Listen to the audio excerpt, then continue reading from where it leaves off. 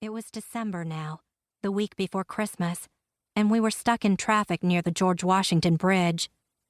Greta turned around in her seat to look at me. She gave me a twisty little smile and reached into her coat pocket to pull out a scrap of mistletoe. She'd done this for the last 2 Christmases, carried a piece of mistletoe around to pounce on people with. She took it to school with her and terrorized us at home with it. Her favorite trick was to sneak up behind our parents and then leap up to hold it over their heads. They were not the kind to show affection out in the open, which is why Greta loved to make them do it. In the van, Greta waved the mistletoe around in the air, brushing it right up into my face. "You wait, June," she said. "I'll hold this over you and Uncle Finn, and then what'll you do?" She smiled at me, waiting. I knew what she was thinking. I'd have to be unkind to Finn or risk catching AIDS, and she wanted to watch me decide. Greta knew the kind of friend Finn was to me. She knew that he took me to art galleries, that he taught me how to soften my drawings of faces just by rubbing a finger along the pencil lines. She knew that she wasn't part of any of that. I shrugged. "He'll only kiss my cheek." But even as I said it, I thought of how Finn's lips were always chapped to shreds now, how sometimes there would be little cracks where they'd started to bleed. Greta leaned in, resting her arms on the back of her seat. "Yeah, but how do you know that the germs from a kiss can't seep in through the skin of your cheek? How can you be sure they can't somehow swim into your blood, right through your open pores?" I didn't know, and I didn't want to die. I didn't want to turn gray. I shrugged again.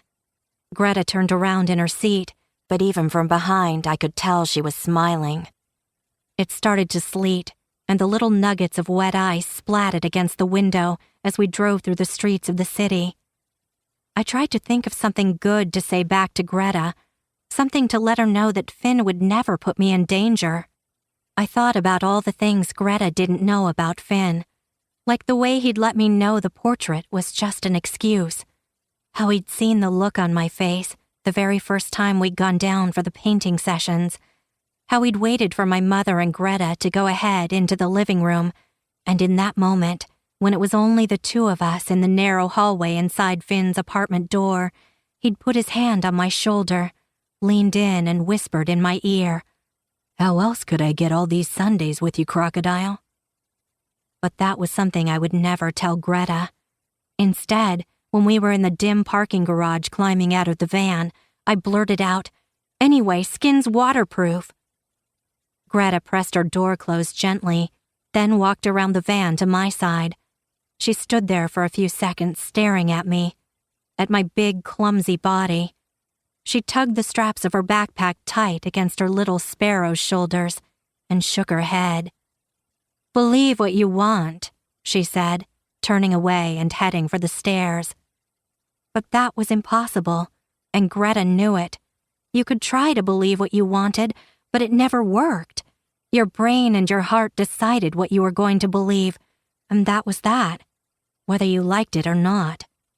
My mother spent the hours at Uncle Finn's in his kitchen, making pots of tea for us in a magnificent Russian teapot Finn had that was colored gold and red and blue, with little dancing bears etched around the sides.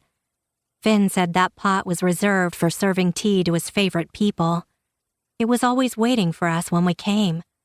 From the living room, we could hear my mother organizing Finn's cabinets, taking out jars and cans, plates and mugs, and loading them back in again. Every once in a while, she'd come out to give us tea, which would usually go cold because Finn was busy painting, and Greta and I weren't allowed to move. All those Sundays, my mother hardly looked at Finn. It was obvious that she was being broken up into pieces about her only brother dying. But sometimes I thought there was more. She also never looked at the painting. She'd come out and set the teapot down and walk right past the easel, craning her head away. Sometimes I thought it wasn't Finn at all. Sometimes it felt like it was the canvas and brushes and paint she was trying not to see. That afternoon, we sat for an hour and a half while Finn painted us. He had on Mozart's Requiem, which Finn and I both loved. Even though I don't believe in